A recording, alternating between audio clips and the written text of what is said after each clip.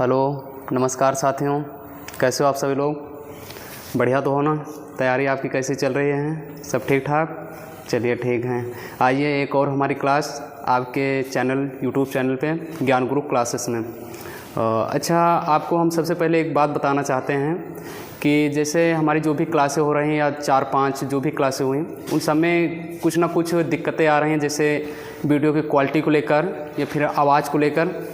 लेकिन आपको हम वादा करते हैं कि ये क्वालिटी जो भी दिक्कतें आ रही हैं ये बहुत जल्द हमारी टीम इस पे काम कर रही है और बहुत ही जल्द आपकी सारी समस्याओं का समाधान हो जाएगा। बस लेकिन आप इतना काम करिए, तब तक आप लोग साथ मत छोड़िएगा, साथ बना रहिए। और जो भी क्लासें हो रही हैं, जो भी दिक्कतें अभी शुरुआत में आ रही हैं, उन सबको भी हमारे साथ आप लोग भी अपना सपोर्ट दिखाते रहिए और बहुत जल्द ही आप लोगों को अच्छा कंटेंट और अच्छी क्वालिटी के साथ सारी चीज़ें मिलना शुरू हो जाएंगे। ठीक है, तो चलिए फिर आज क्लास नंबर 5 है, इसकी शुरुआत करते हैं। देखते हैं क्या है देश दुनिया की जो भी खबरें कल बनी या फिर आज तक जो भी हैं उनके बारे में बढ़िया अच्छे से हम विश्लेषण करते हैं। तो सभी लोग अपने नोट्स बुक निकाल लीजिए और हमारे साथ ही अपनी नोटबुक्स में नोट करेंगे जो भी महत्वपूर्ण चीज़ें होंगी। चलिए पहले क्वेश्चन की हम शुरुआत करते हैं। देखिए, डेली करंट अफेयर्स के नाम से आप लोग जैसे वाकिफ भी हो चुके लगातार वीडियो देख रहे हैं, लेकिन उससे क्लास से चलने से पहले कुछ लाइनें आपके लिए लाए हैं। जैसे लाइन क्या है? सफलता का नियम। सफलता का नियम है भैया, 100 बार गिरें, 1000 बार उठें, चाहे आपका जीवन कितना भी कठिन क्यों ना हो, लड़ते रहें। क्या लाइन है भाई साहब? यानी आप 100 बार या फिर 1000 बार गिरें, लेकिन उठने का प्रयास फिर से आपके अंदर वो जज्बा, वो काबिलियत होनी चाहिए कि नहीं, मैं फिर से खड़ा हो सकता हूँ। जैसे आपने बहुत सारे किताबों में या फिर रियल में आविष्कार दे, जैसे थॉमस अल्वा एडिसन, बहुत सारे बल्ब के जो कि आविष्कारक रहे, उन्होंने बहुत सारे प्रयास किए लेकिन लगातार असफलता मिलती रही। लेकिन उन्होंने अपना संयम और अपना धैर्य और अपना प्रयास करने, फिर निरंतर प्रयास करने का साहस नहीं छोड़ा और अंततः एक दिन वो सफल हुए। तो इसी तरह मानव का जीवन होता है, जो भी चलता रहता है वो संघर्ष कभी नहीं ख़त्म होता। संघर्ष तो जब ही ख़त्म होगा जब हमारे सांसें थम जाएंगे। इसलिए ठीक है, जो भी परिस्थितियाँ हैं उन सब परिस्थितियों को कबूल करिए और उन्हीं परिस्थितियों को आप लड़ते रहिए और साथ में अपना संघर्ष जारी रखिए। ठीक है, इसी लाइन के साथ स्माइल करेंगे और अगली क्लास के लिए रेडी। ठीक है, आइए। चलिए देखिए, लिखा है भैया, सभी प्रतियोगी परीक्षाओं के लिए महत्वपूर्ण दैनिक समसामयिकी 2025।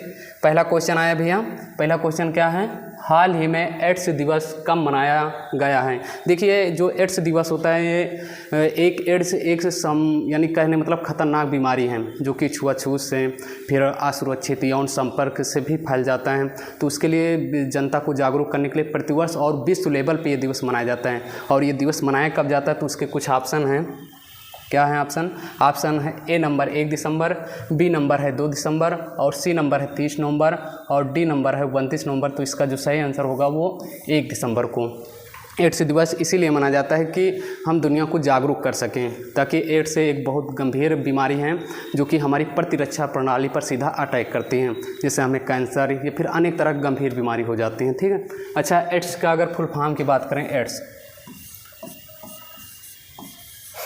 एड्स का फुल फॉर्म की बात करें तो acquired immuno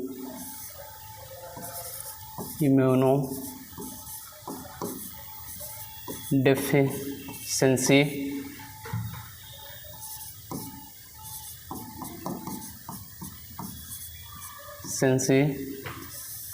syndrome.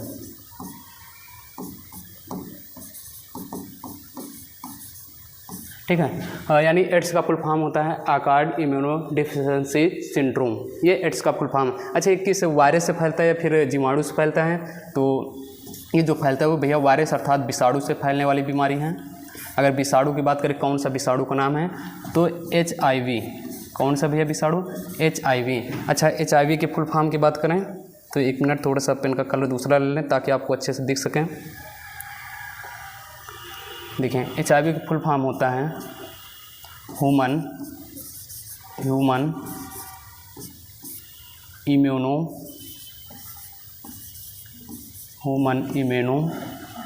Deficiency virus. ठीक है, ये इसका फुल फॉर्म होता है वायरस। तो इस तरह से एड्स का हमने फुल फॉर्म बता दिया, और किस विषाणु से, HIV विषाणु से, जिसे ह्यूमन इम्यूनोडिफिशियेंसी वायरस कहते हैं। तो इससे फैलने वाली बीमारी है, ठीक है। और ये प्रतिवर्ष 1 दिसंबर मनाया जाता है, इसी वजह से कि इसके प्रति लोग जागरूक हो सकें, ताकि ये बीमारी कम से कम लोगों में फैल सकें। तो एड्स हमारे प्रतिरक्षा प्रणाली पर सीधा अटैक करती हैं, जिसके अंदर भी एड्स हो जाता है तो वो बहुत खतरनाक बीमारी है, जो कि छुआछूत से संक्रमित होने से भी फैलती हैं। चलिए नेक्स्ट प्रश्न देखते हैं। तो कब मनाया जाता है भैया एड्स दिवस? 1 दिसंबर। अच्छा, एक चीज़ आपके लिए होमवर्क है, या आप लोग यहीं पे बताना होमवर्क, 1 दिसंबर को किस राज्य की स्थापना हुई थी? हमने आपको ऑफलाइन क्लास में भी हाल ही में राज्य पुनर्गठन पढ़ाया है, तो उसमें हमने बताया था 1 दिसंबर को किस राज्य की स्थापना हुई थी। ये चीज़ आप हमें कमेंट बॉक्स में ज़रूर बताएंगे। चलिए दूसरा क्वेश्चन है भैया, हाल ही में शुरू की गई टैक्स रैम्स योजना किस क्षेत्र से जुड़ी है? तो आपके ऑप्शन हैं ITI, या फिर वस्त्र उद्योग, या फिर पेट्रोलियम क्षेत्र, या फिर खनन उद्योग। तो अगर रैम्स योजना की बात करें तो ये किस उद्योग से जुड़ी हैं? तो इसका जो सही आंसर होगा वो वस्त्र उद्योग से जुड़ी है। किस उद्योग से जुड़ी है भैया? वस्त्र उद्योग से। बस इतना याद रखेंगे, रैम्स योजना किस उद्योग से जुड़ी है? वस्त्र उद्योग से, ठीक है। चलिए नेक्स्ट प्रश्न देखते हैं। देखिए तीसरा क्वेश्चन है, हाल ही में ज्ञानेश कुमार को किस संगठन का अध्यक्ष बनाया गया? ऑप्शन है UN, NATO, फिर आइडिया। तो इसका जो सही आंसर होगा वो आइडिया वो वाली नहीं है कि जो आप फ़ोन वाला देखो कि आइडिया फ़ोन, वोडाफोन के, वो वाली आइडिया नहीं। ये दूसरी संस्था, ये भी एक चुनाव की तरह ही काम करती है। तो उसी के मेंबर कौन बनाएंगे भैया? ज्ञानेश कुमार, ठीक है। ज्ञानेश कुमार ये कौन है? तो ये वर्तमान में निर्वाचन आयुक्त हैं। वर्तमान में कौन है भैया? निर्वाचन आयुक्त हैं, ठीक है। और निर्वाचन आयुक्त की बात करें, निर्वाचन आयुक्त क्या कितने सदस्य होते हैं? तो टोटल कुल 3 सदस्य हैं। कुल कितने सदस्य भैया? 3 में से एक मुख्य होता है और 2 अन्य सहयोगी होते हैं। तो मुख्य की बात करें तो मुख्य तो हैं ज्ञानेश कुमार है मुख्य, और दो अन्य होते हैं, उनमें से हैं एक विवेक जोशी जो कि इनकी हेल्प के लिए बनाए जाते हैं, और दूसरे जो हैं वो सुखवीर सिंह संधू हैं। दूसरे कौन है भैया? सुखवीर सिंह संधू। ये तो इस तरह से निर्वाचन आयुक्त में कुल मेंबर कितने हैं? तो कुल 3 हैं। उसमें में से एक मुख्य हैं ज्ञानेश कुमार, जिनका नाम है जो मुख्य निर्वाचन आयुक्त जिन्हें हम कह सकते हैं, और 2 अन्य सदस्य भी इनके सहयोग के लिए बनाए गए हैं। उनके नाम है विवेक जोशी और सुखवीर सिंह सिंधु। अच्छा, निर्वाचन की बात करें तो हमारे संविधान के किस भाग में है? तो हमारे भाग 15 में निर्वाचन के बारे में बताया गया है। भाग 15 में किसके बारे में बताया गया है? संविधान के भाग 15 में निर्वाचन के बारे में। अच्छा, अनुच्छेद कहाँ से कहाँ तक है? अनुच्छेद जो है भैया 324 से लेकर 329 तक। देखिए इस क्लास में करंट अफेयर्स के साथ साथ हमारा यह भी मकसद होता है कि इसके आसपास जो भी बनने वाले क्वेश्चन, चाहे वो स्टैटिक जीके से हो, चाहे संविधान से हो, चाहे भूगोल से हो, चाहे हिस्ट्री से, उन सबको हम एक बार रिवाइज करते चलें तो थोड़ा सा ज़्यादा अच्छा रहेगा, क्योंकि आप लोग वैसे भी सारे सब्जेक्ट पढ़ते भी होंगे, तो इसलिए उनका रिवीजन हो जाए तो और हमारे लिए अच्छी बात है, ठीक है। नहीं तो चाहे तो इसका केवल हम टिक लगा लें, लेकिन हमारा मकसद वो थोड़ा सा हमारे लिए ये भी ज़्यादा हेल्पफुल रहेगा, ऐसे हम लोग पढ़ेंगे। तो चलिए नेक्स्ट क्वेश्चन देखते हैं फिर इसी के साथ।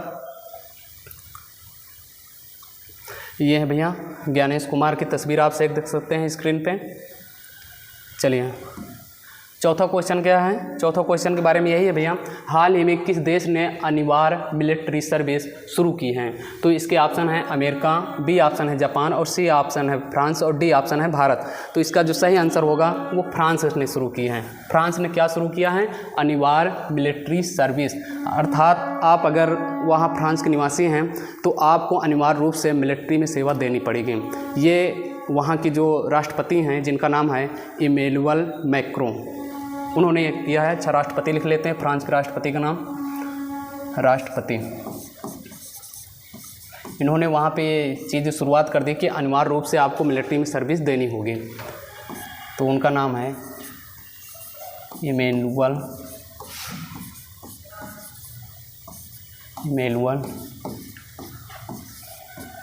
मैक्रॉन। ठीक है। ये वहाँ के इमैनुअल भाई साहब क्या हैं, वहाँ के राष्ट्रपति कहाँ के, फ्रांस के। अच्छा, फ्रांस की राजधानी क्या है, आप लोग को पता होगी, राजधानी क्या है, पेरिस। फ्रांस की राजधानी क्या है भैया, पेरिस। लेकिन अच्छा, ये पेरिस किस नदी के किनारे है, फिर फ्रांस किस नदी के किनारे है, तो सीन नदी। कौन सी नदी के किनारे, सीन नदी। तो इतनी बातें याद रखेंगे फ्रांस के बारे में, ठीक है, फ्रांस के बारे में। यानी अगर आपसे पूछा जाए कहाँ की सरकार ने, इससे पहले और भी देश कर चुके, जैसे रूस या फिर तमाम देश जैसे अमेरिका, इन लोगों ने भी अनिवार्य मिलिट्री सर्विस जारी कर रखी है। तो इसी तरह फ्रांस ने भी कर दिया है। लेकिन अभी तक हमारे भारत में ऐसा कोई नहीं कि आप अनिवार्य रूप से आपको मिलिट्री में सर्विस देनी पड़ी, ऐसा अभी भारत में नहीं है। क्लियर। चलिए नेक्स्ट प्रश्न देखते हैं फिर। चलिए नंबर 5 है, हाल ही में यूक्रेन युद्ध अभ्यास भारत ने किस देश के साथ शुरू किया है। आपके ऑप्शन है, option A number Sri Lanka, option B number है ब्रिटेन, और ऑप्शन सी नंबर है मालदीव, और ऑप्शन डी नंबर है जापान। तो इसका जो सही आंसर होगा, यूक्रेन किस देश के साथ हुआ भैया, मालदीव के साथ हुआ है। यूक्रेन किस देश के साथ युद्ध अभ्यास हुआ है, मालदीव के साथ। देखिए युद्ध अभ्यास बहुत सारे हो चुके हैं, तो हम क्या करेंगे, किसी दिन इनका जितने भी युद्ध अभ्यास है, एक संपूर्ण युद्ध अभ्यास की वीडियो आप सबको हम इसी चैनल पर जरूर दे देंगे, ताकि उसमें जितने भी युद्ध अभ्यास लगातार आए दिन होते रहते हैं, सारे युद्ध अभ्यास एक साथ आपको मिल जाएंगे, है कि नहीं। तो यूक्रेन युद्ध अभ्यास के बारे में जान लेते हैं, किसके साथ हुआ है, मालदीव और भारत के साथ। अच्छा, किस नंबर का था, संस्करण की अगर बात करें, संस्करण मतलब अर्थात किस नंबर का था, तो नंबर 14 था, ठीक है। और स्थान की बात करें, स्थान हुआ कहाँ है, तो स्थान की बात करें तो ये हुआ है भैया केरल में।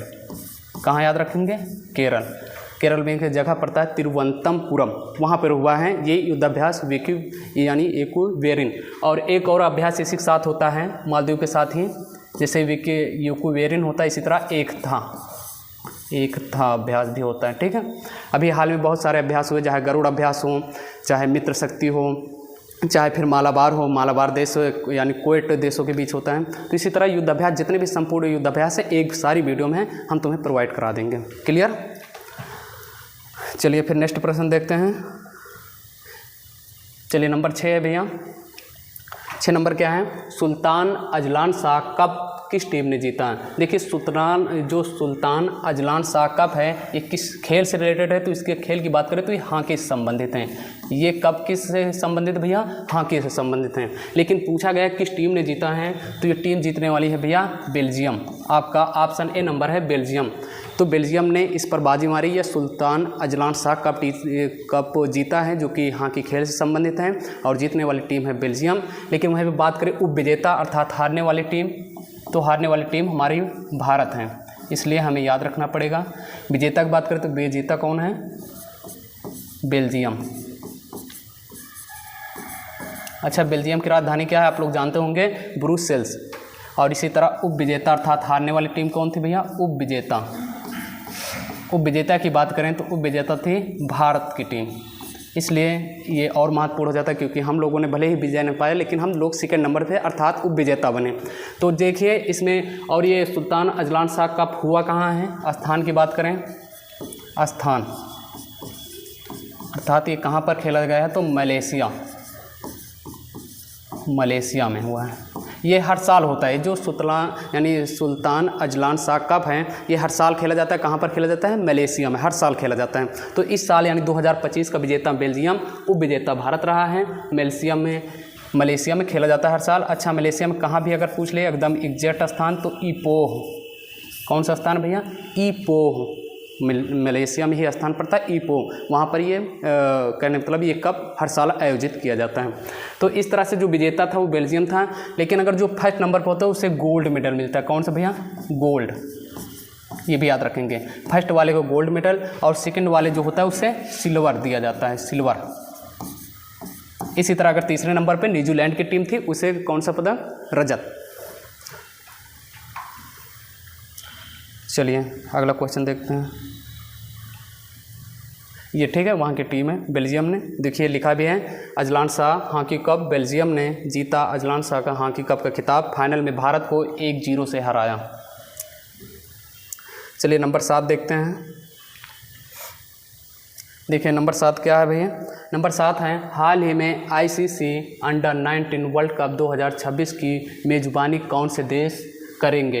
अर्थात ये भी एक क्रिकेट से संबंधित क्वेश्चन, लेकिन यहाँ पे लिखा हुआ है अंडर 19। यहाँ पे जो भी खिलाड़ी जाएंगे वो सारे के सारे उनके 19 एज के नीचे वाले होंगे। अंडर 19 अर्थात जो 19 साल के ऊपर हैं वो इस प्रतियोगिता में नहीं भाग लेंगे। अर्थात 19 साल के या 19 साल के नीचे वाले ही खिलाड़ी इसमें पार्टिसिपेट कर सकते हैं। तो ICC ही कराती हैं अंडर 19 वर्ल्ड कप 2026 की मेज़बानी। अर्थात कहाँ पर होने वाले हैं, तो उनके ऑप्शन हैं नामीबिया, जिम्बाब्वे, भारत, और A और B दोनों। अर्थात ये वाला सही ऑप्शन डी होगा हमारा, A और B दोनों। अर्थात कहाँ होने वाले हैं, नामीबिया में भी होंगे और जिम्बाब्वे में भी होंगे। नामीबिया की बात करें राजधानी क्या है, विंडहॉक, और जिम्बाब्वे की बात करें तो क्या है भैया, हरारे। तो इस तरह से नामीबिया और जिम्बाब्वे दोनों जगह पर ICC वर्ल्ड कप 2026 अंडर 19 वाला जो होगा वो A और B दोनों जगहों पे होने वाला है। ठीक है। ICC की बात करें, ICC की मुख्यालय कहाँ है, दुबई में, और इसकी स्थापना की बात करें 1909 में। ठीक है। और इसके यानी अध्यक्ष कौन है, चेयरमैन वर्तमान में अध्यक्ष, तो इसके अध्यक्ष हैं जो जे शाह, जो कि हमारे भारत अर्थात जो हमारे गृह मंत्री अमित शाह उन्हीं के लड़के हैं जे शाह, वो वर्तमान में ICC के चेयरमैन हैं। और ICC की स्थापना 1909, सॉरी थोड़ा सा गलत है, 1901 है। ठीक है, 1901 इसे कर लेना, स्थापना 1901 में, और इसका मुख्यालय दुबई में, और वर्तमान अध्यक्ष जे शाह जी हैं। क्लियर। चलिए नेक्स्ट प्रश्न देखते हैं। नेक्स्ट प्रश्न क्या है भैया, देखो लिखा है, हाल ही में भारत सरकार ने अपनी नौसेना को मजबूत बनाने के लिए किस देश से हेलीकॉप्टर MH-60R खरीदा है। देखिए हाँ, हमने अमेरिका से ही, सॉरी इसका ऑप्शन जो सही आंसर होगा वो अमेरिका ही होगा। अमेरिका से हमने भारत ने क्या किया है, MH-60R एक हेलीकॉप्टर, जो कि आप तस्वीर में देख सकते हैं, थोड़ा सा और ऊपर हम करना चाहेंगे ताकि आपको सही दिख सकें, ये है। ठीक है, हेलीकॉप्टर हमने खरीदा जो कि हमारी नौसेना के लिए एक महत्वपूर्ण होगा, नौसेना के लिए हमारे एक महत्वपूर्ण युद्ध अभ्यास में भाग लेगा। ये हेलीकॉप्टर बढ़िया आधुनिक चीज़ों से लैस हैं, जो कि हमारे युद्ध में बहुत बड़ा सपोर्ट भी कर सकती हैं, चाहे वो सामग्री पहुंचाने, चाहे हथियार पहुंचाने का काम हो, तो हमारी नौसेना को बहुत हेल्प करने वाली ये हेलीकॉप्टर हमने कहाँ से मंगाया भैया, अमेरिका से। इस तरह से हमने लगभग 5 या 6 हेलीकॉप्टर मंगाने का प्रावधान किया है। तो इस तरह से पहला हमारे यहाँ पर एंट्री कर चुका है। तो इतना याद रखेंगे, हेलीकॉप्टर MH-60R कहाँ से खरीदा, अमेरिका से कीजिए। ठीक है, ये आप तस्वीर में देख सकते हैं। चलिए पिछली क्लास का रिवीजन फिर करते हैं। आज इतने ही प्रश्न थे महत्वपूर्ण जो भी थे। देखिए पिछली क्लास के रिवीजन में कौन कौन से आप लोगों का आंसर, आपने अगर पिछली क्लास करी है तो जाहिर सी बात इसके आंसर आप लोगों को अच्छे तरीके से पता होंगे। चलिए आप लोग बताना, हम देखिए क्योंकि ऑफलाइन तो है नहीं, ऑफलाइन होता तो आप लोग खटाखट आंसर चिल्लाने लगते हैं, लेकिन ऑनलाइन है तो हम महसूस कर सकते हैं, फिर एक समझ सकते हैं कि हाँ आप लोग आंसर इसका दे रहे हैं। ठीक है, चलिए इसका आंसर बताना। सबसे पहले हाल ही में वनडे में सबसे ज़्यादा छक्के किसके नाम हैं, तो किसके नाम है भैया, हो चुके हैं रोहित शर्मा। किसके नाम हो चुके हैं, रोहित शर्मा के नाम। रोहित शर्मा के नाम कितने छक्के, 352 है ना, इतने छक्के यानी लगाकर रिकॉर्ड तोड़े हैं। तो ऑपरेशन दितवाह किस देश की मदद के लिए चले हैं, हमने आपको बताया था किस देश की मदद के लिए, श्रीलंका, क्योंकि श्रीलंका में एक चक्रवात आया था जिसका नाम था दितवाह, उसी की मदद के लिए हमने ऑपरेशन कहने मतलब ऑपरेशन दितवाह किस देश के लिए चलाया, तो श्रीलंका।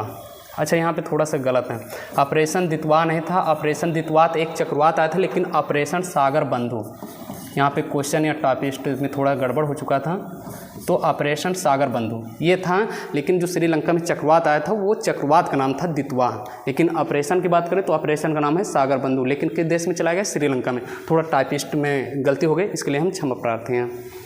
चलिए तीसरा है ऑपरेशन क्रिस्टल कहाँ की पुलिस ने चलाया है, तो अगर इसकी बात करें तो दिल्ली पुलिस और प्लस NCB अर्थात नारकोटिक्स कंट्रोल ब्यूरो, इन दोनों ने मिलकर ड्रग्स पर काबू पाने के लिए वहाँ पर ये ऑपरेशन क्रिस्टल चलाया गया है, कल हमने आपको पढ़ाया था। चलिए अगला देखते हैं। अगला 4 भैया, वनडे क्रिकेट में सबसे ज़्यादा शतक किसके नाम है, तो शतक जिसके नाम है भैया उनके नाम है विराट कोहली। आज भी क्रिकेट चल रहा है तो शायद आज भी सेंचुरी आने की उम्मीद भरपूर है विराट कोहली। अगर फिक्की के नए अध्यक्ष कौन बने हैं, फिक्की के नए अध्यक्ष बने हैं अनंत गोयनक, ठीक है, गोयनक। अंतर्राष्ट्रीय गीता महोत्सव कहाँ हो रहा है? अंतर्राष्ट्रीय गीता महोत्सव हमने आपको बताया था कहाँ हो रहा है भैया? कुरुक्षेत्र। कुरुक्षेत्र है कहाँ? हरियाणा। बिल्कुल सही, आप लोग बता भी रहे होंगे। चलिए अगला क्वेश्चन देखते हैं। देखिए अगला क्वेश्चन क्या था? एशिया पावर इंडेक्स में भारत का स्थान क्या था? भारत का स्थान हमने आपको बताया था, भारत का स्थान क्या था? तीसरा। वहीं पर अमेरिका का स्थान पहला और चाइना का स्थान दूसरा और भारत का स्थान तीसरा। लेकिन आपको हमने स्कोर भी बताया था। स्कोर कितना था भारत का स्कोर? जी हाँ, स्कोर कितना था? 40। ये स्कोर था भारत का, ठीक है। हाँ, चंद्रयान 4 किस वर्ष से लॉन्च होगा? हमने आपको आंसर बताया था 2028 में लॉन्च होने की पूरी तरह संभावना है। जब 2028 तक पहुँचेंगे लॉन्च हो जाएगा। सब कुशल मंगल रहा तो लॉन्च भी ज़रूर होगा, लेकिन पूरी तरह संभावना है कि चंद्रयान यानी घोषणा कर दी गई है इसरो के द्वारा कि चंद्रयान 4 को हम 2028 में लॉन्च करेंगे। चंद्रयान 3 के बारे में हमने आपको कल की क्लास में बताया था। तो ये आज की हमारी क्लास थी, आप लोगों को पसंद आई होगी हम उम्मीद करते हैं, ठीक है। तो इसी तरह हाँ, आपसे होमवर्क हमने क्या पूछा है? होमवर्क पहले क्वेश्चन में पूछा था 1 दिसंबर को कौन सा राज्य अपना स्थापना दिवस मनाता है? ये चीज़ आप हमें कमेंट बॉक्स में बताएंगे, क्योंकि आपको हमने ऑफलाइन अभी हाल फिलहाल में पढ़ाया है।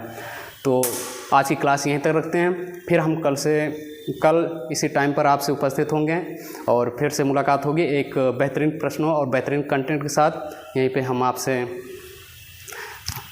नमस्कार, फिर मिलते हैं कल की क्लास में। जय हिंद।